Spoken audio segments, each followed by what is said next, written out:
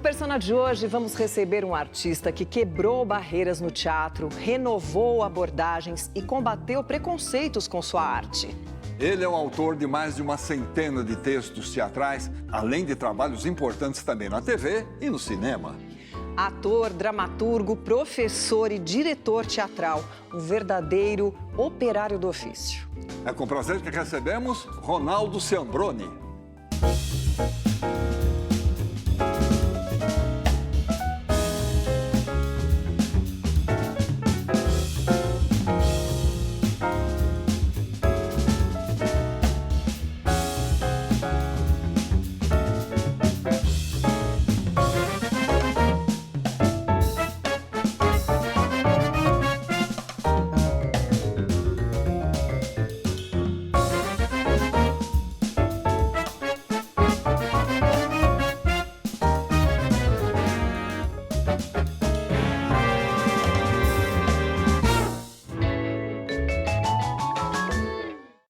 Ronaldo Ciambroni, um grande prazer ter você no Persona. Seja muito bem-vindo. O prazer é meu, é uma alegria estar aqui, né? Tantos amigos passaram por aqui e eu, será que eu vou passar também? Chegou. É isso aí. Você não poderia deixar de estar no Persona, Ciambroni. Obrigado, que bom. Ciambroni, neste ano de 2024, um dos espetáculos mais longevos do teatro brasileiro está completando 50 anos em cartaz, que é a sua peça Donana, onde você interpreta uma senhora idosa que compartilha aí as suas recordações com o público. O mais curioso é que essa personagem fez parte, né, da sua vida real. Então, quem foi a verdadeira inspiração de Donana? Como é que tudo começou? Olha, é uma vizinha, uma senhora que vendia coisas na rua, importa em porta, meias, bijuterias, né? E eu sou amigo desde a adolescência do Carlos Messene, que é ator, autor, diretor, e a gente cresceu junto, né? E aí ele me contou que essa senhora era super simpática e ia nas portas vender as mesmas coisas. No dia seguinte ela voltava lá, e até que me chamou a atenção, né? Só que, por ser vizinha dele, ele me contou que ela tinha tido um ataque de trombose, uma coisa assim, foi encontrada 3 dias depois no chão. Né? Viva ainda. Aí eu pensei, puxa, passou uma história toda na cabeça dela, da vida dela, né? Durante esses 3 dias. Desses 3 dias, imagina uma pessoa, 3 dias, uma senhora. Eu me inspirei nisso, né? No que aconteceu. E disse que quando ela chegou no hospital, ela morreu com um sorriso no rosto. Aí eu me inspirei. Só que eu não sabia o que eu ia fazer. Eu escrevi a peça. Eu devia ter o quê? Eu era novo, né? Devia ter, assim, quando eu escrevi, eu devia ter mais ou menos 16 anos. E quando, um tempo depois, na verdade, eu cheguei a levar pretensão minha, né? Já era pretensioso naquela época. Eu fui levar o texto no teatro para Cacilda Becker. Ela estava esperando Godot. A última peça dela. A última peça dela. Mas deu tempo, deu. Só que hoje eu não sei o que ela achou da peça, né? Porque ela faleceu e eu não fiquei sabendo. E eu era novo, né? E muito tímido, eu sempre fui muito tímido. Aí, um pouco mais tarde, eu tive um contato com a Wanda Cosmos, e a Wanda falou, ai, que texto, mas eu vou levar comigo, eu quero fazer, vou fazer. Aí, não vi mais, ela teve um problema, não estava mais trabalhando naquela época, e eu peguei o Carlos Simone, outro amigo meu, junto com o Carlos Messene. Você não tem um texto que é a velha, assim, patati, patatá? Aí fui atrás da Wanda. É. Eu falei, a Wanda, ela saiu ela estava internada numa casa, ela teve um problema de memória e tal. Mas não adianta, porque ela não reconhece as pessoas. Aí eu falei, bom, eu vou tentar, porque é o único, tenho esse texto com ela. Aí eu achei endereço e eu fui na casa dela e toquei a campainha. Quando ela abriu a porta, ela falou, Sembroni, me abriu os braços. Olha que eu estou lendo. Era a minha peça. Olha só. Agora, Dona Ana recebeu inúmeras premiações, não só no Brasil, como também no exterior. Inclusive em Cuba, né, em Havana. Tanto por essa abordagem da questão da idosa, né, solitária, como também pela sua interpretação, né, Sembroni? O diretor de cultura do Guarujá que me levou para esse festival. E aí ele fez um prólogo lá, uma apresentação, e disse, infelizmente, o diretor acaba de falecer e tal. Aí a plateia inteira levantou, sem conhecer quem era Carlos de Simone. A plateia inteira levantou, aplaudindo, né? E só quando eu cheguei em São Paulo, que eu encontrei com uma crítica que estava lá de teatro, e ela me falou que eu tinha ganho o festival. Olha só. Maravilha, hein? Agora, verdade é que a sua vida no teatro começou bem antes disso, ainda na infância, e foi por conta do acaso, né? Conta pra gente. Existiam uns bonequinhos de plástico que a gente dava os palitos da Quibom e ganhava esses bonequinhos, né? Então, eu tinha todos eles, né? Haja sorvete, porque eu estou resfriado até hoje, porque tanto sorvete que eu chutei para pegar os pauzinhos. Aí eu sei que com essa coisa, eu tinha lá os personagens, né? Mas Os bonequinhos. Os bonequinhos. Aí eu tinha que ter o palco, né? Eu peguei uma forma de bolo da minha mãe e da forma eu fiz o palco, um lugar mais alto, né? Virava a forma de ponta-cabeça. De ponta-cabeça, obrigado, para poder fazer um palco. E com isso eu coloquei assim, finquei a cortina, essas coisas, montei uma maquetezinha, né, para aquelas personagens, né? Mas tinha que ter o texto. E eu tive a pachorra de escrever o texto para eles falarem, que era eu mesmo falando. Então eu tinha essa paixão. Né? E a minha irmã estava num grupo de teatro e ela tinha um namorado. Só que ela tinha 12 anos, né? Eu tinha 9. E eu não podia...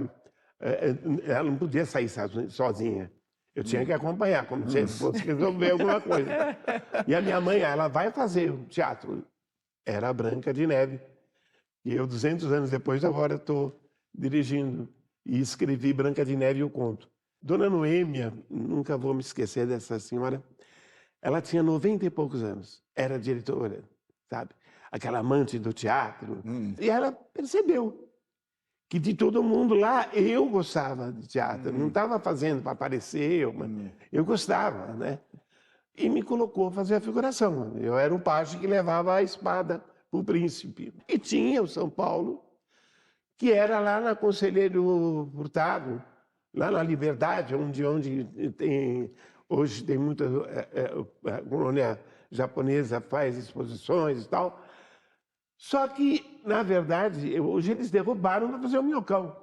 É onde tem aquele vale e o Minhocão passa por cima. Era o teatro do município de São Paulo. Mas na hora da peça, eu entrava, entregava a espada para o príncipe, não fazia mais nada e ia embora. Mas eu percebi que se eu demorasse, era que nem os close que o Procópio Ferreira dava para ficar mais tempo, ele fazia um olhar, né? Até falar, sabe, ele explorava isso aí. E aí eu falei, eu vou dar um jeito de demorar. Mas não tinha como, eu tinha que entrar e eu olhava para o lado, olhava com a espada na mão, na frente do príncipe, não entregava a espada para ficar mais tempo, né? Porque aquela magia toda entrou. o teatro em mim. Contaminou, né?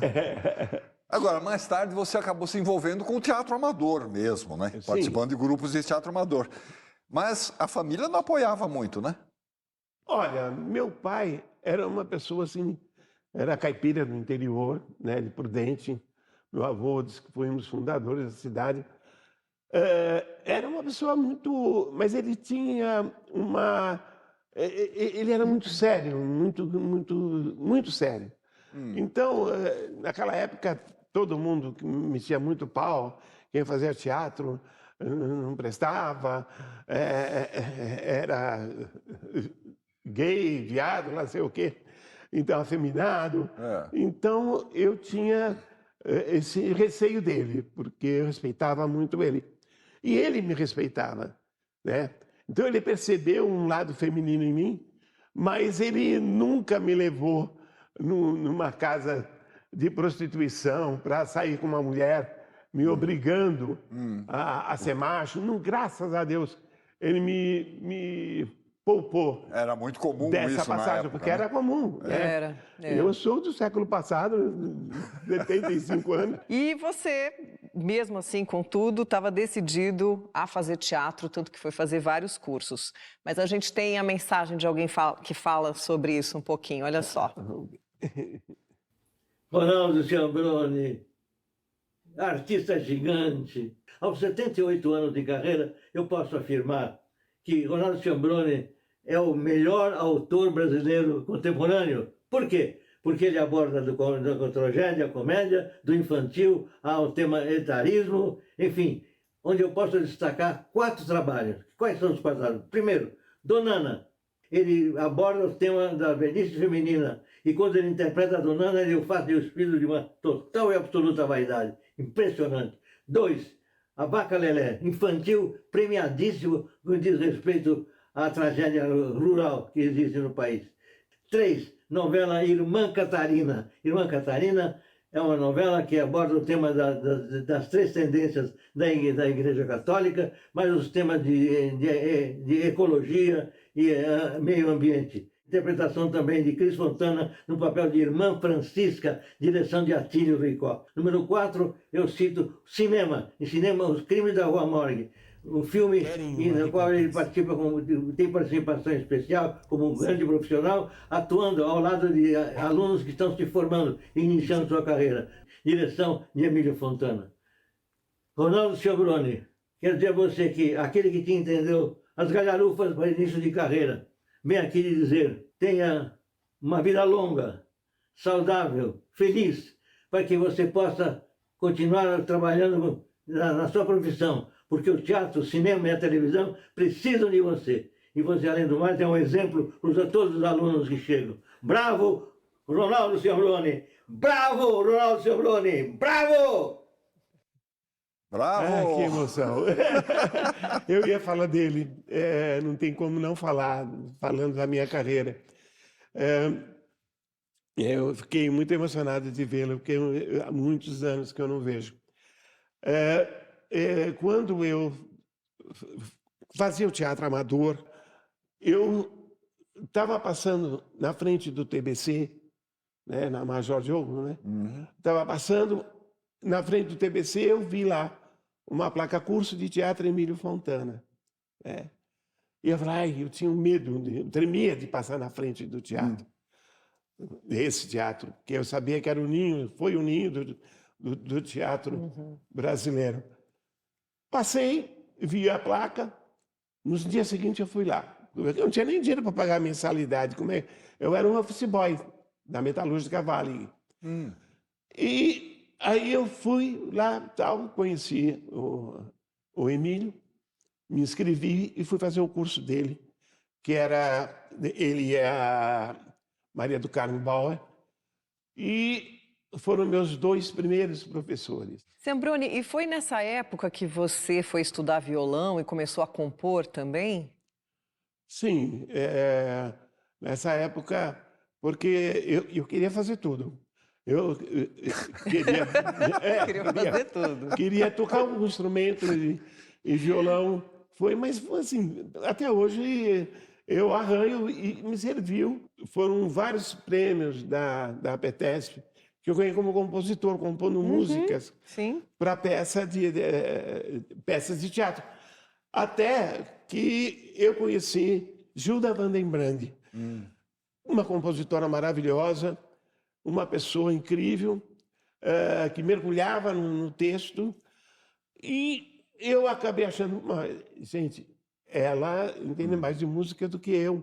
As músicas, além de tudo, continuava o meu texto, como se eu tivesse escrito, sabe? E valorizava bastante. A Vaca Lelé foi a peça infantil minha mais elogiada, as músicas da Gildinha.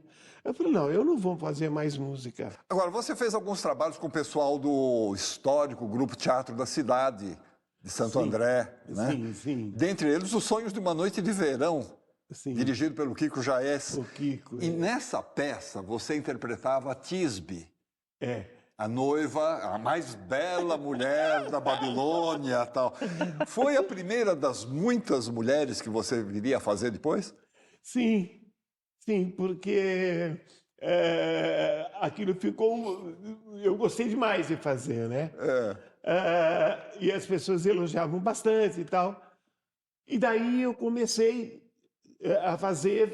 Eu fiz Donana, porque naquela época... Eu não sei onde eu começo a falar. Naquela época se falava muito em rótulos, né? Eu tive todos os rótulos, né? Com a Donana fui santificado pelo texto, por essa atenção ao idoso e tal.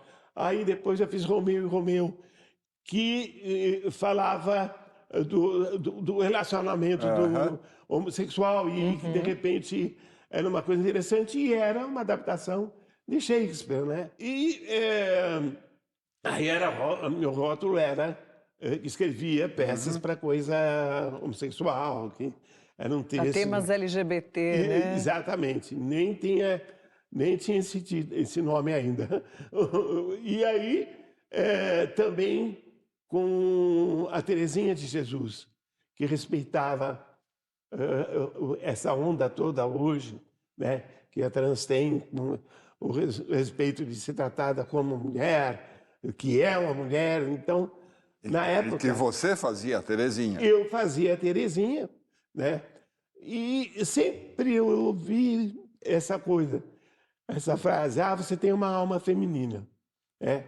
Tanto em música, tanto em texto. Com a Teresinha Jesus eu aprendi a andar com o sapato alto, a postura de como sentar. E essa coisa toda eu tive que aprender. E fui pegando bastante. Me facilitou fazer as outras inúmeras personagens femininas que eu fiz. E era só colocar a personalidade naquela que a mulher eu já tinha. A base você já tinha. Ciambrone, no início da sua carreira, você fez muitos espetáculos para crianças, né? Um público, aliás, ao qual você se dedicou uma atenção muito especial durante muitos anos e até hoje, né? E teve vários textos premiados. Mas vamos falar sobre isso no próximo bloco? Vamos lá. Então, voltamos já com o Ronaldo Ciambrone.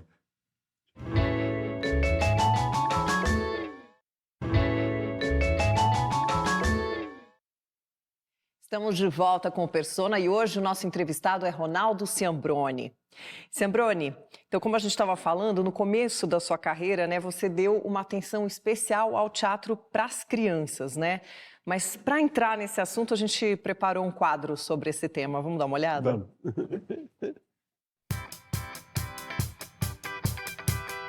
Muito mais do que uma forma de entretenimento, o teatro para crianças tem uma enorme importância para o desenvolvimento cultural e individual do público infantil. O teatro estimula a imaginação e desperta o desejo por novos conhecimentos, ingredientes fundamentais na formação da personalidade. Durante muito tempo, o chamado teatro infantil foi utilizado de maneira maniqueísta para incutir conceitos morais nas crianças ou como mera diversão, aproveitando personagens dos contos de fadas ou dos desenhos animados. No Brasil, um novo olhar sobre esse gênero teatral teve início com a montagem de O Casaco Encantado, de Lúcia Benedetti, em 1948. A partir daí, autores como Tatiana Belink e Maria Clara Machado ampliaram as temáticas, a linguagem e as abordagens e estimularam montagens com maiores requintes de produção. Dentre os artistas que direcionaram o seu talento para tornar o teatro para crianças tão nobre quanto qualquer outra forma de arte, está o nosso convidado de hoje, Ronaldo Ciambrone. Ciambrone, pelo que a gente pesquisou, o seu primeiro texto infantil foi o Pop, a Garota Legal. Foi. É isso mesmo, né? Foi. O que te levou a dedicar boa parte da sua carreira a esse público infantil? Bom, a Pop, eu fiz a música, fiz o texto. O que me levou era tentar modernizar um pouco, sair dos contos daqueles que são tradicionais, porque o pai só levava a criança no teatro se era um texto conhecido da infância dele, né? Como A Branca de Neve, etc, etc, etc. E foi uma batalha para isso, porque eles continuavam, e até hoje, um clássico leva mais o público do que um texto original, né? E Pop era uma menina que entrava numa loja de brinquedos e era um mundo da criança e as personagens eu usei para colocar alguns problemas, né? Como o super-homem, que só pela força que ele conseguia as coisas, de repente ele descobre que fazer bolinhos, né? Fritar bolinhos era uma coisa gostosa, ele gostava de comer e todos gostavam de comer. A Maria Quebrada era uma personagem, era uma boneca. Pronto, estamos de volta, hoje conversando com o Ronaldo Ciambrone. Pois é, você começou como ator e autor de teatro, mas a sua primeira experiência na TV foi no programa da Xenia Bier, apresentadora de enorme sucesso nos anos 70, anos 80. E foi um trabalho muito curioso. Conta pra gente. Na verdade, a Xenia, ela lia as cartas, né? E aí ela se metia na vida das pessoas, cartas de problemas que as pessoas tinham. Meu marido me deixou. E hoje eu estou na rua, não sei o que fazer. Por exemplo, essa carta. E aí eu não sei como é que eu tive esse contato com ela, se foi pela até uma paixão de Cristo eu fiz na televisão, ou eu estava fazendo talvez já figuração no Sítio do Pica-Pau Amarelo, que depois eu passei a fazer o Visconde. Mas eu estava fazendo... E aí tive um contato, que no bar a gente se encontrava, todo mundo. E eu tive a ideia de pegar as cartas dela e dramatizar, né? Fazer historinha dramatizada mesmo, tal. Então, ela pegou e falou, então, vamos lá. Aí, eu pegava o pessoal da IAD que estava se formando, que estava fazendo IAD, como o Cléo Ventura, o Carlos de Simone, que eu fiz a IAD por tabela, porque eu ia lá, tomava a sopa deles e fazia... E junto com o Carlos eu assistia algumas aulas, né? Ai, que ótimo. Então tinha muita coisa que eu aprendi, que eu posso dizer que eu quase fiz a EAD, porque eu acompanhava junto com os alunos, né? E os grandes atores, como foi Paulo Hesse, como o Neila Torraca. Então eu era amigo desse povo e ia fazendo junto a EAD. E eles acabavam, era a forma da gente estar na televisão. Mas olha a pretensão. Eu fazia a direção de TV, eu não sabia nada, não conhecia nada, eu só sabia escrever, mas aí ela me empurrava. Não, vai lá. Aí, até que a gente conseguiu um diretor de televisão que ficava junto comigo na suíte, lá para a coisa poder acontecer. Mas era hilário, porque a gente eu pegava as cartas e dramatizava, e depois ela entrava no meio da história, entendeu? Ela entrava, não, você não podia fazer isso. Como é que você largou a mulher? E agora? Ela vai viver do quê? E não sei o quê, não sei o quê. Porque ela era forte, ela brigava. Sim, ela era durona. Ela era uma pessoa... E comigo, um anjo, né? Uma santa que me ajudou a botar a minha ousadia. Muito bom. E nunca... diretor, eu nunca dirigi muitas coisas, mas eu nunca tive essa coisa de querer ser o diretor, né? Eu gostava mais de atuar, de escrever, mas o diretor eu deixava para quem tinha mais energia. Agora, ainda na TV, você escreveu novelas como Antônio Alves, taxista do SBT, a novela Canoa do Bagre, da Record. E aqui na TV Cultura você escreveu para o Vila Sésamo. E aí, entre outros trabalhos, né, para as telinhas. Teve a oportunidade de escrever para Dercy Gonçalves, mas recusou. Por quê? Olha, quando o Lafon, que era o diretor do SBT, me chamou, ele pensou, olha, tem dois programas para você. Eu falo peça até hoje. 2 programas para você escrever.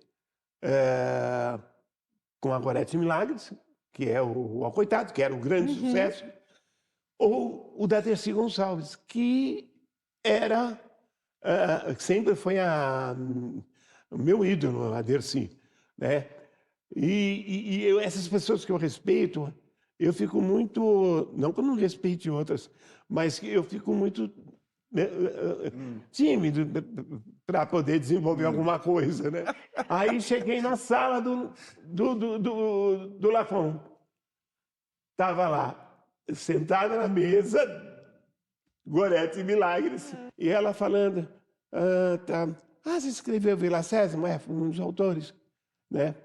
Mas a parte dos bonecos e tal. Aí, e ela vendo lá, sentada na mesa, como sempre, e aí ela pegou e viu, você que escreveu, ela é de Minas, né? Belo Horizonte. Ela falou, você que escreveu Acredito, um Espírito Baixou em Mim? Aí eu falei, sim, a peça é minha. Tá.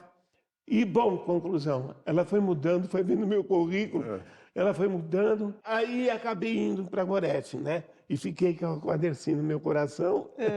Você costuma dizer, já falou inclusive aqui, que é muito tímido. E que você, talvez por conta disso, gosta de interpretar personagens que sejam completamente diferentes de você.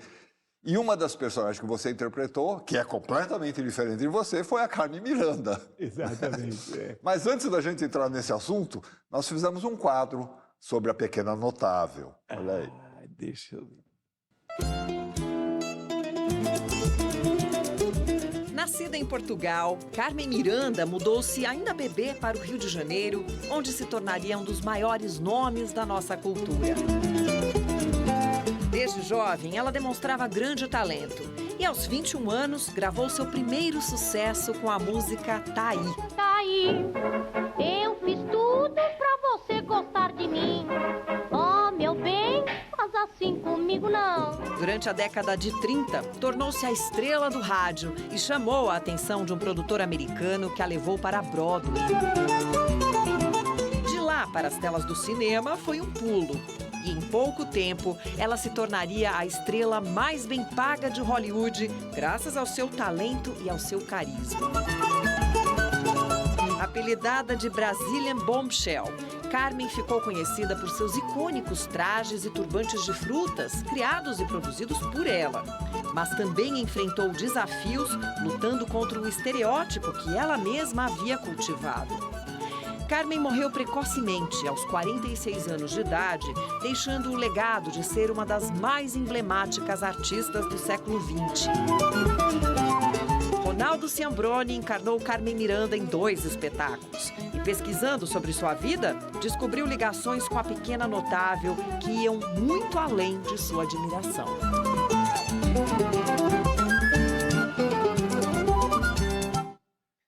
Que ligações são essas? Que coincidências essas que você achou entre a sua vida e a Carmen? Nossa, foram muitas emoções, né? Minha mãe cantava as músicas dela no tanque enquanto eu estava fazendo qualquer coisa lá, brincando, e eu já ouvia, tá aí, eu fiz tudo. Bom, aí eu falei, eu só tive a ideia de fazer quando eu estava fazendo Terezinha de Jesus, que eu me vesti de Carmen, de baiana, nem foi de Carmen Miranda. E que as pessoas falaram, nossa, como você fica parecido com a Carmen Miranda. E aí, pesquisando, minha mãe chamava Carmen. Ela, Carmen. Eu nasci quando ela perdeu um bebê, uma gestação dela que foi interrompida. Então, muitas coisas.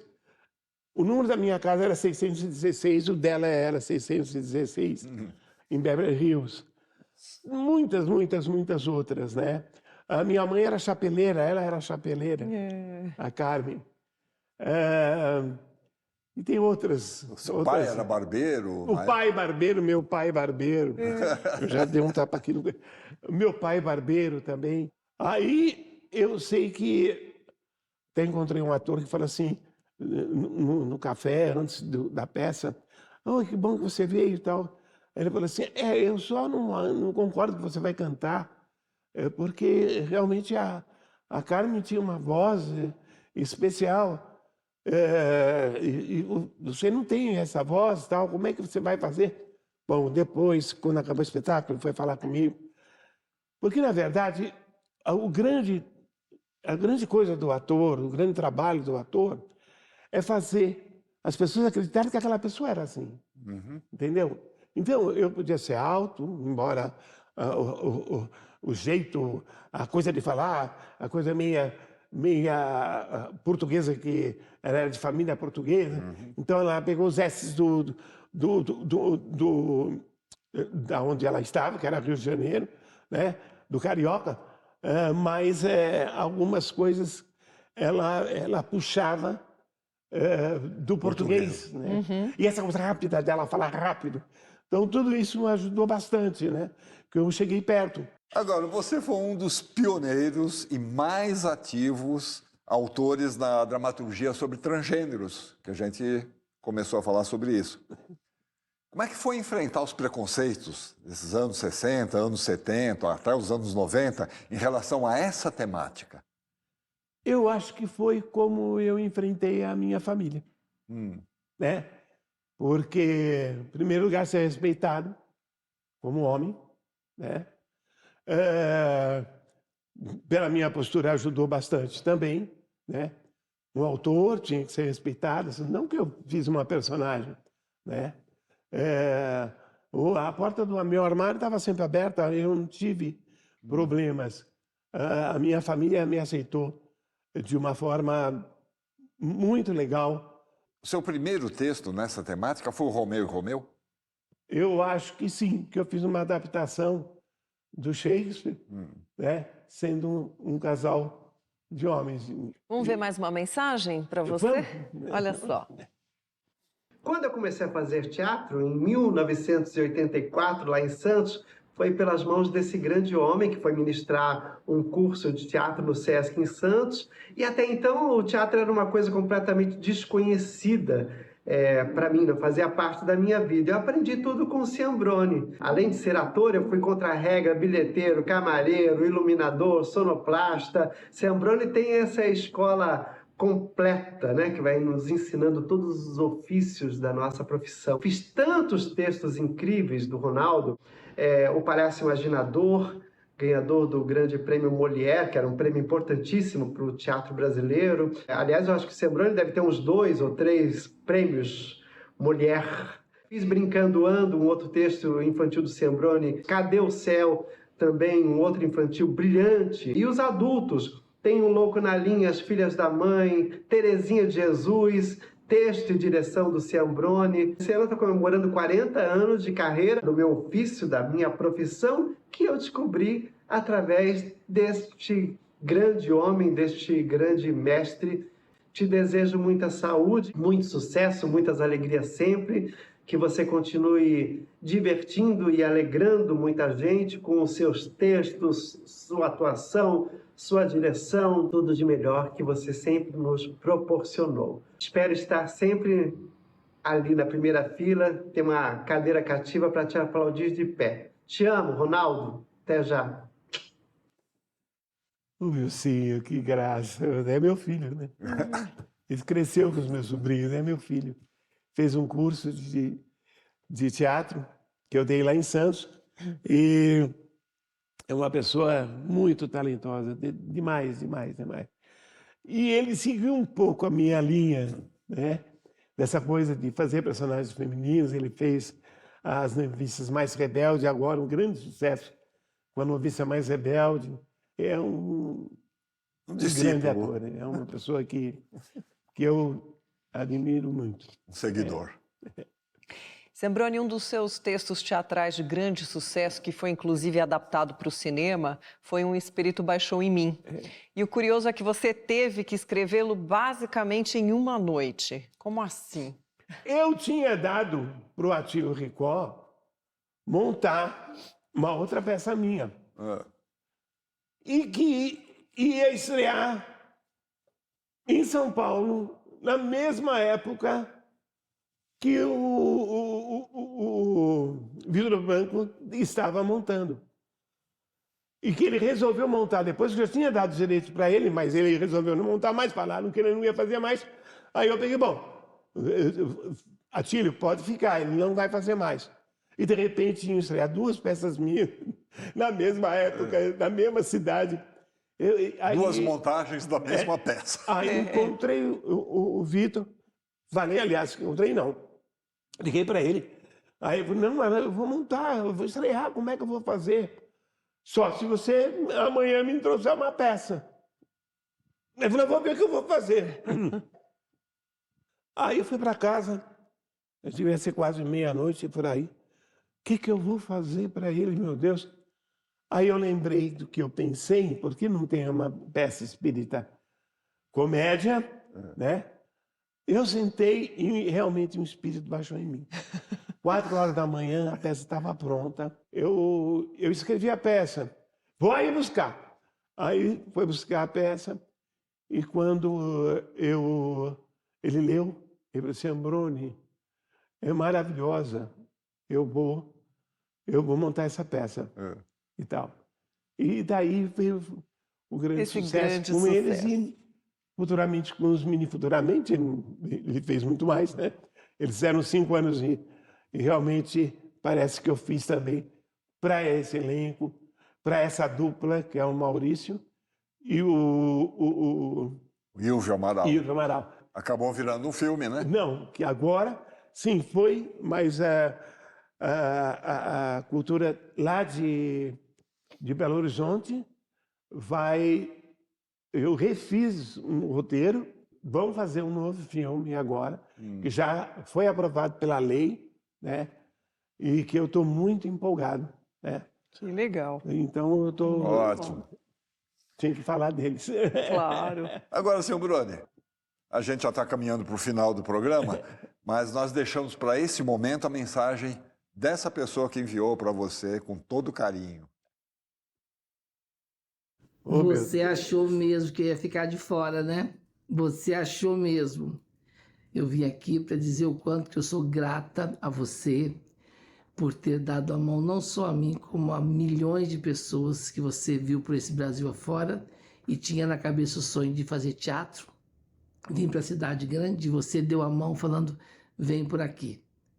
Falar de você é falar da minha história, falar do meu início, do meu princípio, da minha batalha, e de todo o aprendizado que eu tive e tenho com você o tempo todo, com a sua humanidade, seu jeito carinhoso de ser e seu jeito amigo e paternal de abraçar as pessoas. Muito obrigada por ter sido luz na minha vida por ter me dado a chance de chegar em São Paulo. Vou fazer ano que vem 40 anos que você me resgatou de Poços de Caldas e tive a honra de ser sua camareira e começar no teatro com você. Um beijo grande e não paro de agradecer o tempo todo por ter tido a sorte de ter tido você para me dar a mão no meu primeiro voo. Muito obrigada. Vrá. Isso é gratidão, realmente. Porque várias pessoas começaram comigo, não que elas tenham obrigação de lembrar de mim ou de me agradecer. E com o tempo eu vou vendo que era coisa da minha cabeça, como foi Marcelo Médici, o Ricardinho agora, nesse exato momento, né? E várias pessoas, mas a Nani nunca esqueceu. Ela está fazendo show lá em Caculé e ela fala de mim. Ela tem esse reconhecimento, né? De uma forma muito bonita, né? E isso tudo me emociona muito. E aí continua, hoje eu não poderia esquecer dela. Ela chegou na hora certa. Muito bom. Ciambrone, você é um dos dramaturgos mais premiados do Brasil, com cerca de 100 textos para crianças, para adultos. Tem um teatro com seu nome lá na cidade de Mongaguá, uma justa homenagem. Claro, eu sou muito grato. Deve te encher de orgulho. E dentre outras atividades, você também professor de teatro. São cerca de 60 anos no palco, mais ou menos, né? E esses 60 anos devem ter lhe dado muitas alegrias, embora nem tudo sejam só flores, né? A gente só tem a agradecer por todo esse seu trabalho, toda a classe teatral, todo o público, só tem a agradecer a você toda essa sua dedicação ao teatro. Foi uma honra ter você aqui no Persona. Olha, o prazer foi meu, a honra foi minha. Realmente, fazer teatro é tudo que eu sei, é tudo que eu realmente vivo. E se Deus me deixar, morrer no palco é um pouco trágico, mas a maior parte das minhas peças foram comédias, e eu quero que lembre de mim. Eu consegui colocar em teatros no meu nome. Algumas verbas eu nunca, por incrível que pareça, alguma verba de teatro, algum patrocínio, eu nunca tive, principalmente com a Dona Ana. Mas sempre tem um jeito de continuar fazendo, que eu acho que é isso que é o importante, que é a minha proposta. E sou feliz, muito feliz. Obrigada, Ciambrone. Que honra realmente você compartilhar todas as suas histórias, seus grandes feitos. Obrigada, foi realmente uma alegria e uma honra. Obrigado ao seu programa, ao Persona, que sempre fala do teatro, sempre coloca na frente o cinema. Enfim, é muito importante para nós, que o espaço é pequeno para o teatro, principalmente. E para a arte em geral, vocês estão sempre dando essa força. Muito obrigado. Agradecemos também a todos vocês que acompanharam o nosso programa. E lembrando que quem quiser rever ou recomendar o nosso programa pode acessar pelo YouTube. E a gente fica por aqui, né? Até a semana que vem. Obrigada. Obrigado a vocês.